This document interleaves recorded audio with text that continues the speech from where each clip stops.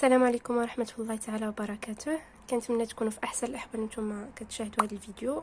بغيت ندير مع وليداتي ان لايف comme ça on peut réviser ensemble, mais j'ai pas pu atteindre les conditions pour faire un live sur YouTube. Donc on commence Inch'Allah. Premièrement, on va commencer par le résumé du premier chapitre, c'est l'air qui nous entoure. On va résumer tout d'abord le cours, puis on va aborder les réponses à vos questions, d'accord? Donc, premièrement, on a la composition de l'atmosphère. La Terre est entourée de l'atmosphère qui se compose de 5 couches. On est d'accord sur ça. La Terre اللي احنا عايشين فيها محاطة ولا entourée par l'atmosphère qui se compose de 5 couches. الغلاف الجوي. Ces couches sont troposphère, son altitude compris entre 0 et 12 km. Avec l'altitude, la température diminue. C'est dans cette couche que se déroulent les principaux phénomènes météorologiques. La troposphère concentre 90% de l'air contenu dans l'atmosphère. Donc, on résume. La troposphère, il y a la première couche. On dit la première couche en débutant par le niveau le plus proche de la Terre. D'accord? Voilà la troposphère.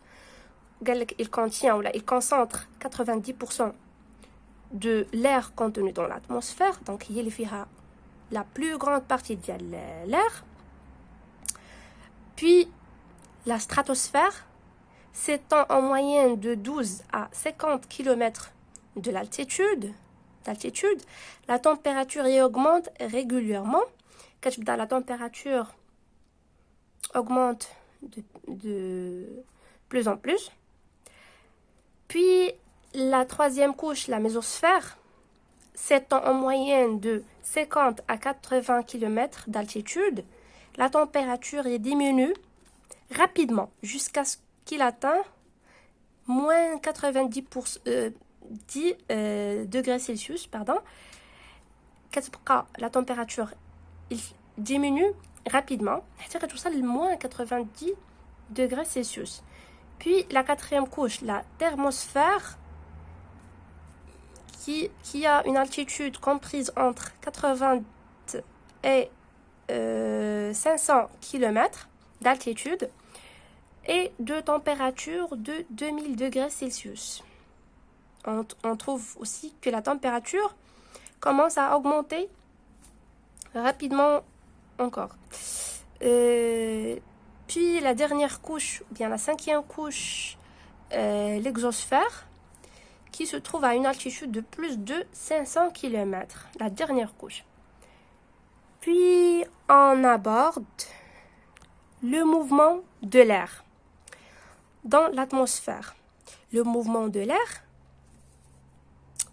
est équivalent au vent. D'accord? On a le mouvement horizontal de l'air, il s'appelle le vent. Comment se produit ce vent-là? On a la différence de pression entre deux zones provoque un mouvement horizontal de l'air d'une zone de haute pression vers une autre de basse pression. Et ce mouvement s'appelle le vent. On répète? Non. Le vent, c'est un mouvement de l'air depuis une zone de haute pression vers une zone de basse pression. D'accord? On a le schéma qu'il faut savoir. Le schéma, il représente les différents mouvements de l'air. Alors, si on a de l'air froid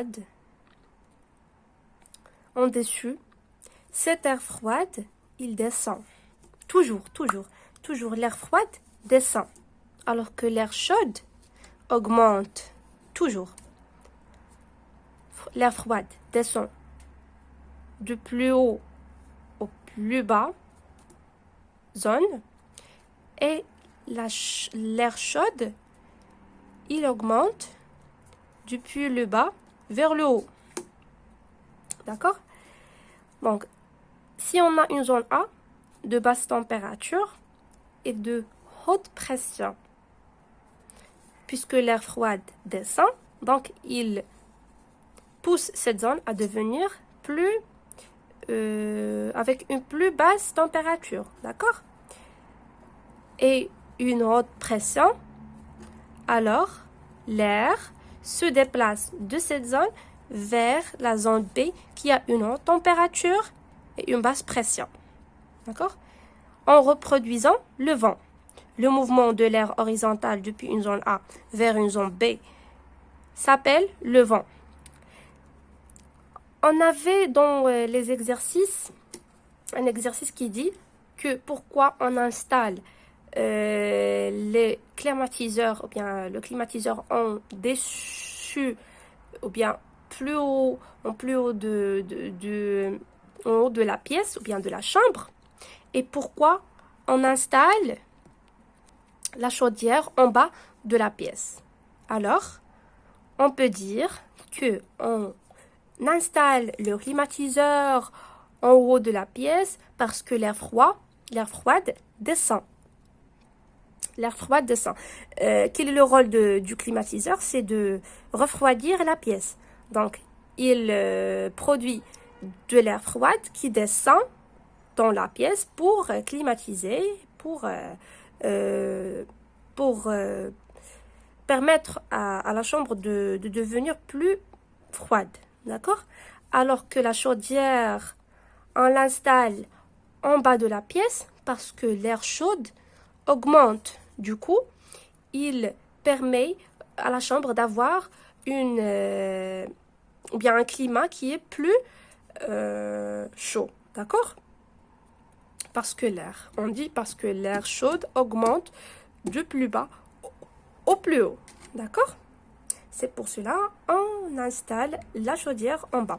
Donc, j'attends vos questions, vos remarques et bon courage, bonne chance dans votre examen.